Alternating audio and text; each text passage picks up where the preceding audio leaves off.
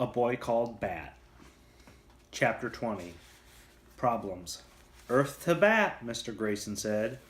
Bat looked up.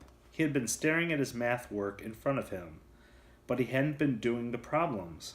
Usually, Bat liked math problems because he was good at them and they made sense. Usually, Bat asked for extra math problems when he was done with his regular math problems. But today, Bat didn't feel like doing the regular math problems, even though they were easy. Today, all Bat could think about was that time was passing very quickly, and that he still hadn't heard back from Dr. Jerry Drago, world skunk expert. "You look like you're having a hard time focusing today, Bat," said Mr. Grayson. "I'm not having a hard time focusing," said Bat. "Let me rephrase that. You look like you're having a hard time focusing on your schoolwork today, Bat." "Yes," said Bat. "I am focused on something else." "He can't think about anything other than that stupid baby skunk," said Luca. "Thor isn't stupid," Bat said. "He felt his throat go tight with anger. Once my dog got sprayed by a skunk when we were camping," Israel said. "He was stinky for a week." Okay, said Mr. Grayson. "This is all very interesting. But right now is math time, not skunk time." There should be skunk time at school, thought Bat. He picked up his pencil and forced his brain to focus on the math problems. Most of them were too easy to even bother working out on paper, but he showed all the steps because Mr. Grayson liked it when he showed his work, and Bat liked Mr. Grayson. While part of Bat's brain worked with his hand to do the math work, he let another part of his brain think about skunk time. If there were a skunk time at school, like math time and language arts time and yoga time, then maybe Bat could bring Thor with him.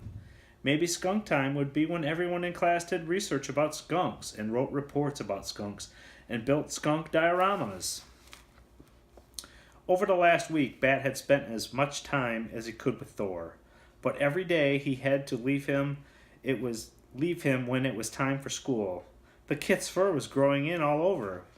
Fuzzy, wild black hair with a bright white stripe down the center, from the tip of his nose to the tip of his tail. He was still small enough to fit, curled into a little ball, into Bat's 2 hands. And he'd had plenty of time to spend with Thor, because Janie had barely spoken to him since the pajama top incident. She spent all of her time in her room practicing the "Off With Her Head" song for her Queen audition and going over to Ezra's house. Now and every other Friday was coming, and Bat would have to go with Janie to Dad's house. Even worse, no matter how much Bat begged and pleaded and bounced up and down, no matter how clearly he explained to Mom why she should change her mind, Thor would not be going to Dad's house with Bat and Janie.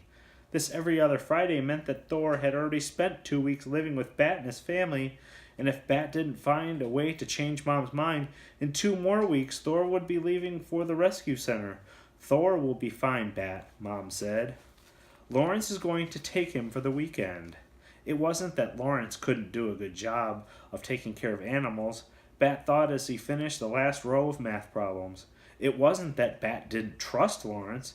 It was just that, well, Bat didn't want anyone else taking care of the skunk kit. What if Lawrence did a better job? What if Thor was happier at Lawrence's house than at their house?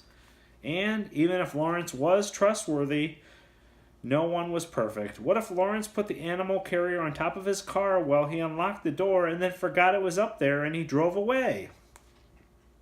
What if Lawrence went out to get some ice cream and didn't remember to lock the door to his house and someone broke into it and stole Thor? Even if everything went just right, at the end of the weekend they would be just 2 days closer to Thor leaving them forever.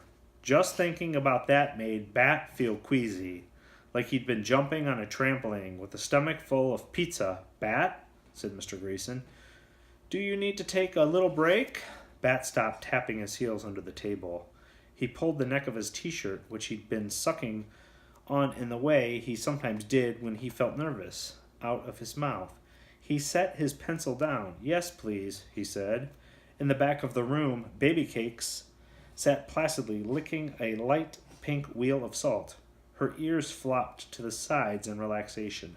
Bat wished he felt as calm as Baby Cakes looked.